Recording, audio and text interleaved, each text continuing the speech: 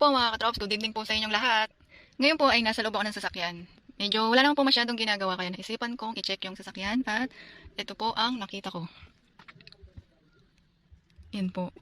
May mga stain siya. Tatry ko pong linisan kung kaya pa. Yan, standby lang po kayo mga katrops.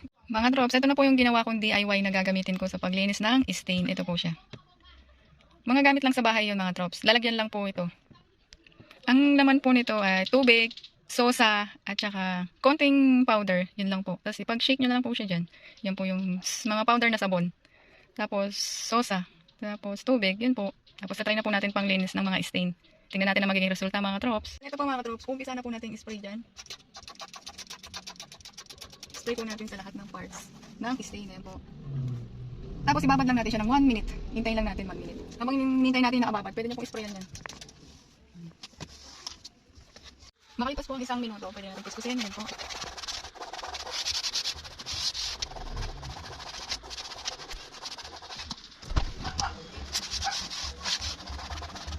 Ang mga top, makita nyo nawala yung stain niya. Yan. Yung stain niya kumakita po dito sa basahan.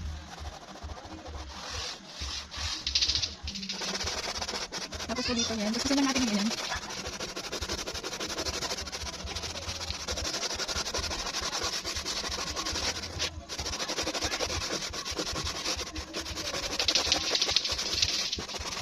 Yan po nakita nyo mga katrops, medyo nawala na yung mga stain niya. Ano po yung resulta mga katrops?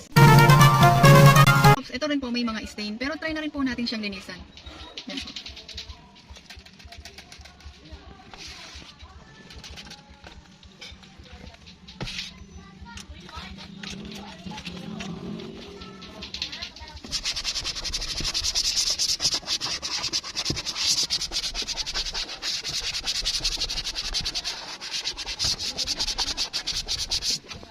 Yun po, nakita niyo mga katrops, medyo natanggal po siya. Kung makikita niyo po ito ng personal, malinis na po siya, natanggal naman po siya. Ito.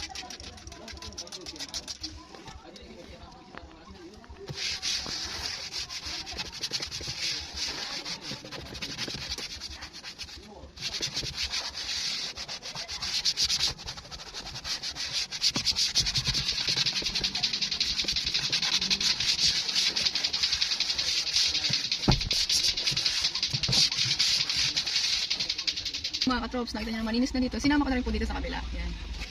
Try nyo rin po mga katrops. Gamitin nyo rin po yung sosa at saka powder at saka tubig lang po. Sa mga ito pong mga stain pa, pwede yan sa ibang mga stain sa sasakyan nyo. Mag-detailing na rin po kayo, pwede na rin po. Ayan po mga katrops, dahil napakita ko na yung ibang part ng mga nililinisan, ayan pa po yung mga dapat i-detail.